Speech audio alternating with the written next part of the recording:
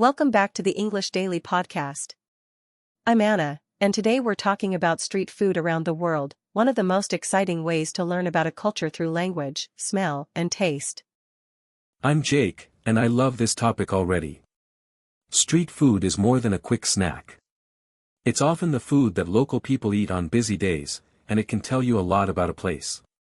Plus, it gives us plenty of useful English vocabulary. Exactly. Let's start with the word vendor. A vendor is a person who sells something, usually in a market, on a street, or at a small stand. For example, a noodle vendor might cook fresh food right in front of you. Another great word is bustling. Bustling means full of energy, movement, and activity. A bustling street market is noisy, crowded, and alive. If you've ever walked through a market with people, scooters, music, and cooking smells everywhere, you know that feeling. And speaking of smells, a very common word is aroma. Aroma means a pleasant smell, especially the smell of food or coffee. You might say, the aroma of grilled corn filled the street. That's a more vivid way to describe food than just saying it smells good. I like that. Another useful word is authentic. Authentic means real, original, and true to the culture. If you want authentic street food, you usually look for places where local people eat, not just places that are designed for tourists. That brings up an important idea. Street food is often affordable too. Affordable means not too expensive. In many cities, you can get a delicious meal for a small amount of money, which makes it a great choice for travelers and students. Let me ask you this, Anna. If someone is traveling in a new country and wants to try street food, what should they look for first? I think many learners want to know how to be adventurous without making a bad decision. Great question. First, look for a busy stall with a long queue. A queue is a line of people waiting for something. If local people are waiting there, that's often a good sign that the food is fresh and popular. Also, check if the cooking area looks clean and if the food is cooked hot. So the rule is not just follow your nose, but also follow the crowd. That's a good practical tip. If a place is busy, clean, and popular with locals, it may be a safe and tasty option. Another word for learners is sample. To sample food means to try a small amount before deciding. Yes, and sampling is smart if you're not sure about the flavor. Some street foods are sweet, some are savory, and some are very spicy. Savory means salty or rich, not sweet. For example, dumplings, tacos, and grilled skewers are often savory dishes. Spicy food can be tricky for learners and travelers. If you have a low spice tolerance, that means spicy food feels too hot for you, you can say, please make it mild, or no chili, please. Mild means not strong, not hot, and not intense. That's a really helpful phrase. English learners often need simple sentences when ordering food. You can also say, what do you recommend? Or what is the most popular dish here? Those questions are polite, easy to remember, and very useful in real life. I love how street food can become a language lesson. Imagine you're in Thailand, Mexico, India, Morocco, or Vietnam. You can learn the names of ingredients, cooking methods, and local customs. Food is a great doorway into culture. Definitely.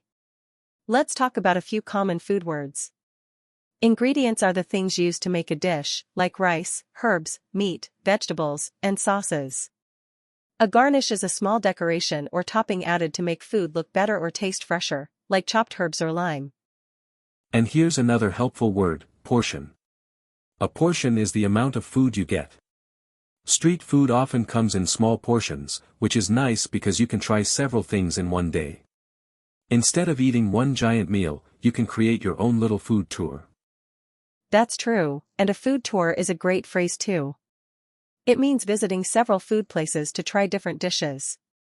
You might start with breakfast pastries, then try noodles at lunch, and finish with a sweet dessert in the evening. When I think about street food, I also think about texture. Texture describes how food feels in your mouth. For example, crispy means hard and crunchy, while soft means easy to chew. A good dish may have both textures, like crispy noodles with soft vegetables. Texture is a very useful word for describing food in English. You can say a fried snack is crispy, a sauce is smooth, and a soup is creamy. These words make your English more specific and more interesting. Let's compare two experiences. A restaurant may be comfortable and quiet, but street food often feels lively and informal. Informal means relaxed and not official. You might stand beside the stall, eat from a small plate, and talk with the vendor while the next customer waits. Yes, and that informal atmosphere is part of the charm. Charm means a special quality that makes something attractive or pleasant. Street food has charm because it's simple, local, and often made with care right in front of you. Of course, travelers should still be careful.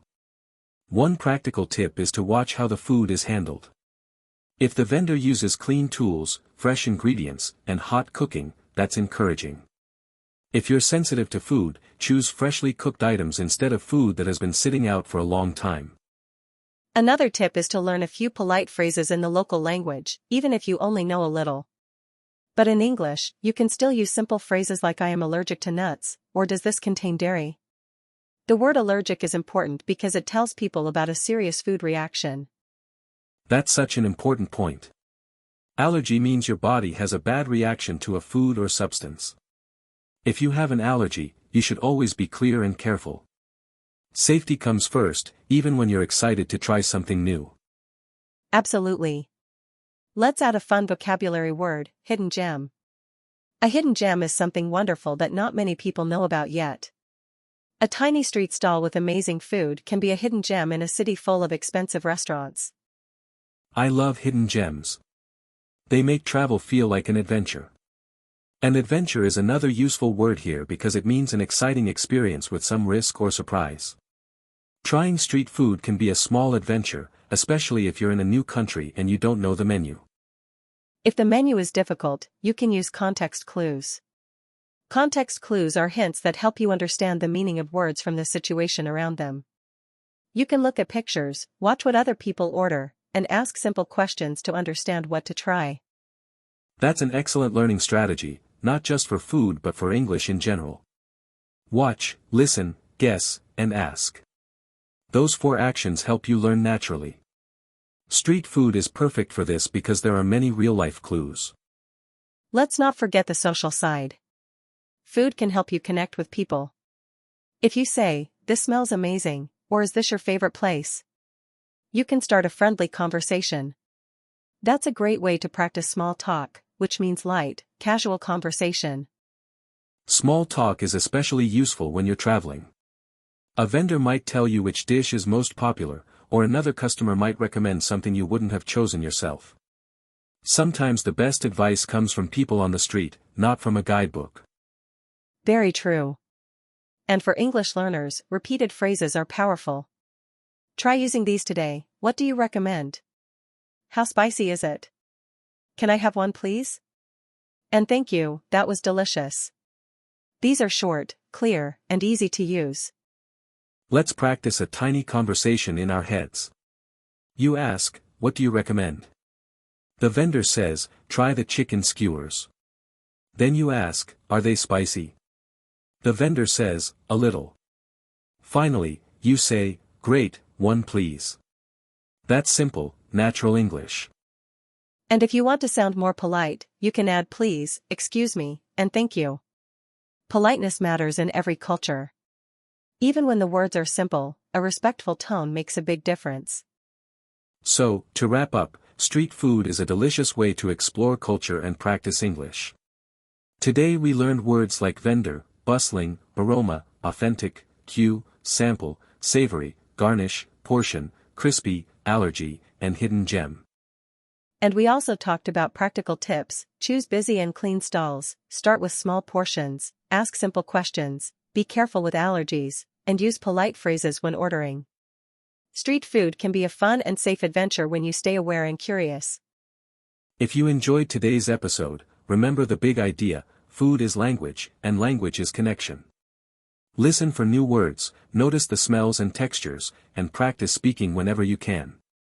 That's how your English grows in real life. Thanks for spending time with us on the English Daily Podcast. To recap, street food can teach you vocabulary, culture, and communication skills all at once.